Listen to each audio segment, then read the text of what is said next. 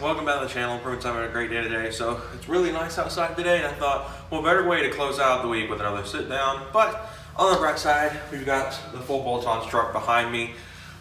Today's video, we're actually talking about it a little bit, and that was something that was supposed to happen months ago that didn't happen, and then I had a second plan which also fell through. So let's talk about the engine project. So the engine project was something that I had planned out for the last about 3 years or so. I intended for it to happen 2 years ago, then it fell through, and then I was going to push it back to last year, then it fell through again because the transmission decided it wanted to say bye-bye. Here we are now, yet again, it has fallen through. I had money saved up to what I thought would be about what it would cost to get this engine rebuilt. Turns out no one was willing to do the work, and the one shop that was willing to do the work was going to charge me $5,000, which is literally almost 5 times what my truck's actually worth on Kelley Blue Book. And as much as I love that truck, one thing, I didn't have the money, and two, I really had a hard time justifying paying $5,000 to go back to 210 horsepower, or depending on whatever my setup runs. It made it really hard for me. I had a complete change in heart in the build. I pretty much got to the point where I am now, where I was just like, I'm just gonna make a football tons and enjoy it as much as I can. And that's still true. But the engine project kind of got completely destroyed because of that. And plus, it doesn't help that I had to pay $2,300 to get an exhaust and some leaks patched. Like literally change the steering rack, some valve gaskets, and the exhaust cost me $2,300. So it cost a lot of money to get to where we are today, which was another reason why the engine project was completely killed. Again, it was just expensive. Like the work that's gotten done to the truck has been really, really expensive. And obviously a lot of people getting seamless checks. I unfortunately was not one of them due to the fact that I'm a college student. We all got boned on this deal. If you're a college student, you got boned on this pretty hard. Obviously there's been lots of rumors with them, setting it up with the next round will have college students involved, so maybe I'll get something then. But as far as yesterday, because I'm filming this on Thursday, a lot of people I know got them and I didn't. But yeah, so let's talk about the engine project, what happened, and what the future's going to hold. So, like I said, I pretty much already went through what happened. Every time I've gotten to it, it's fallen through. I had what I thought was enough money to do it this time around, and was ready to get started on it. And the only shop that was willing to do the work, because I called around several shops, I'm not mechanically skilled enough to do it at home. So before people ask, or before people say you could have done it if you would just do it yourself, I'm not mechanically talented. I don't have any sort of equipment to perform an engine swap in my garage. I don't have a lift. I don't have an engine stand. I don't have an engine hoist. I don't have the equipment to work on the truck like this. And the other issue is I don't have a lot of time for the truck to be down. Mechanic could get it done timely and quickly. I, on the other hand, working in the garage would take me months to get everything done. And this is my only car. I've said it before, I don't have another car. The truck is it. On occasion I drive the Equinox, but that's not always an option for me. I need a car that's always there. And it was either I saved up even more money and bought a second car to drive while the truck was down, or I flat out just took it to a mechanic. And I was like, well, I guess I don't really have much of an option. Let's go to a mechanic shop. And I was pretty much just given the runaround by every single shop. They said that, one shop I even called, and they refused to work on 4.0s now due to some issues that they've had in the past with them. So people were turning it down. And the one shop that was willing to do it, which is one that my family has trusted for years, was going to charge me $5,000. And I was just like, oh, that's a lot more than I expected. And then I was trying to initiate conversation, talk about some other options, and they hung up the phone on me quite rudely. And that's where we are today. So I wound up taking it to the shop that the truck went to for the exhaust work and all of that stuff, the full bolt-on setup that's on it now. And that wound up costing me was $2,300, and which really just ruined my funds, because I had $2,500, I had $2,700, I believe, at one point, saved up for this build, this engine project, and $2,300 just went down the drain as soon as this truck came back, which is part of why I was rather irritated the day I picked it up, is I was not really looking forward to spending that much money. But the exhaust came out quality work and all that stuff. I've had no issues out of it. The truck's in the best shape it's ever been.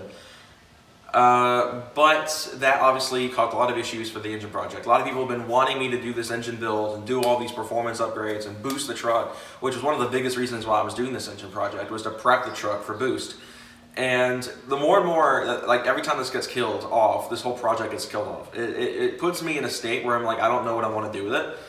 Part of me, like right now, I'm in the mental state of just going full bolt-ons as it is right now and keeping it that way and hanging on for dear life. Because this motor, while it is in pretty good shape, I would say, it does have the timing chain rattle at startup. I'm starting to get concerned that it's starting to have it at 2,000 RPMs or so.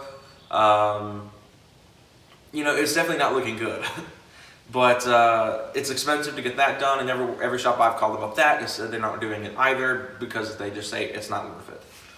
And that's the dilemma I'm in right now, is no shop will do the work for cheap, for a good enough price in my area. I'm not willing to drive this thing to Florida or Tennessee or Kentucky or wherever to get it done. Quite frankly, the exhaust work took up almost my entire fund that I had saved up for this engine build.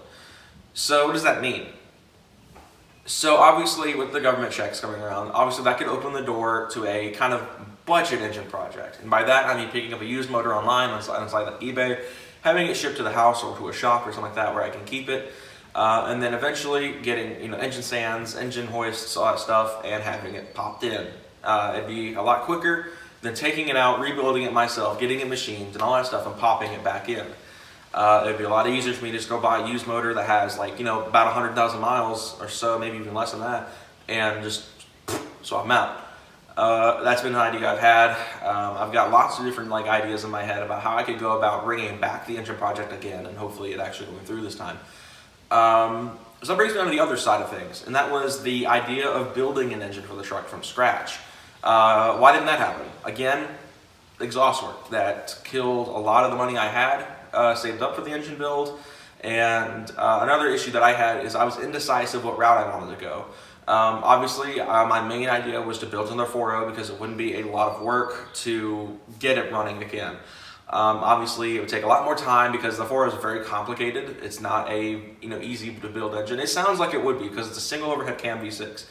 How hard could it be? But due to the timing system, which I've talked about at length before on these trucks, is designed, it makes it 10 times harder to build these engines from scratch. Unless you're very experienced mechanically, in which case you could probably knock it out.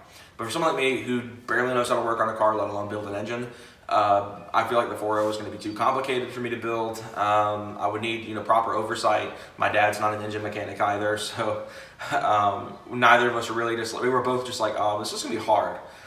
And then obviously there was the 5.0 swap option, which would have been a lot better. I feel like it would give me, what I want with the truck, which was, at the time at least, which was like a high power, choppy boy truck.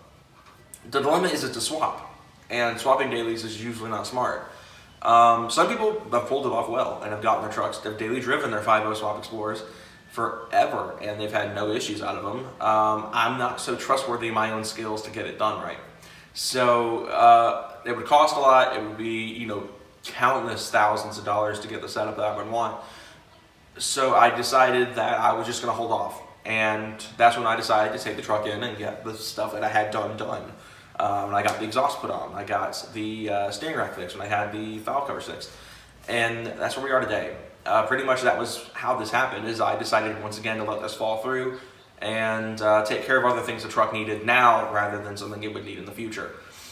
So like I said, with this whole going on with the government, I could get something like that, and we could do a budget engine project, loosely budget engine project, or this could fall through. We could just hold on to it, use it for something else. Like I've been thinking about getting the truck painted because it needs it. I mean, it's probably the weakest link of the truck right now is the paint. So all in all, I mean, that's what happened to it. It just fell through several times, and it's probably going to continue to fall through. And I think at this point, for now, what I'm going to do is keep the truck full bolt-ons, naturally aspirated, and just enjoy it. Do some more tinkering around with it. Obviously, the rear end is next on my list of things to swap out. Me and Hayden have been talking at length about this, because Hayden and Michael kind of serve as my two main, like the angels on my shoulder, like in the Emperor's New Groove. They'll give me advice and be like, hey, you're doing something really stupid, you need to not do that. or they'll be like, hey, this is actually a really good idea. I think it'd be kind of cool. Me and Hayden have been talking at length about throwing different rear end gears in that truck, as well as moving to limited slip, which is very simple. It's just, expensive to have it done because, again, this is something I don't know how to do. My idea was 410s. Hayden's saying 456s. But either way, it'll be an LSD setup. So limited slip. Both tires will be able to spin, and it'll be a really good setup if I wanted to go drag racing, which is again something I, still want to do. I'm just not quite sure how I'll get around that because I don't want to race on a 240,000 mile engine. That's probably on the verge of death. I'd rather not blow up the track and not have a way to get home. So that's kind of my worry. Everyone said I'll be fine, but I don't know. I don't know this truck that well when it comes to, how long the engine may have. But that's kind of what happened in the engine project. It just kind of got pushed back and pushed back and pushed back. It's probably going to continue to get pushed back for even longer until I can, have enough money to be able to either afford the insane shop costs to have it done, or I can get the time and the space to do it myself. So that's the engine project as a whole. So to close out this video, I just wanted to say thank you guys again for 900 subs. You guys are the best. We're on our way to 1,000, and we've got lots of stuff to do.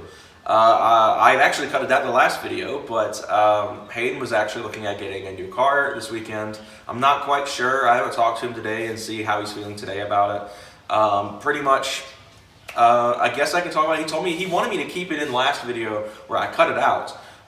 Hayden pretty much had gotten a trade offer for the S2000 that was really, really crazy when he first found out about it. It was a 500 horsepower turbo EK hatch, which is starting to look like he's probably not going to wind up getting. There's just a lot of behind the scenes stuff that's kind of sketched. So I'll talk to him later on today and we see what's going on with that. We might go pick that up this weekend. We've got the headlight build coming to its close this weekend. Everything is in now. If you guys follow my Instagram, which if you don't, you should, because that's where you guys can get behind the scenes stuff. I posted the headlights a day before the actual video went live, so you guys got to see it. You guys can follow me on Instagram, got to see the headlights before the video was up and how we made them. That build will be finished up this weekend with my dad and I wiring everything in. Everything is completely in position now to get finished. So, well, that said, guys, I hope you all enjoyed this video. If you did, be sure to like, subscribe for more content on the truck coming soon. And I'll see you guys next time. Have a good one.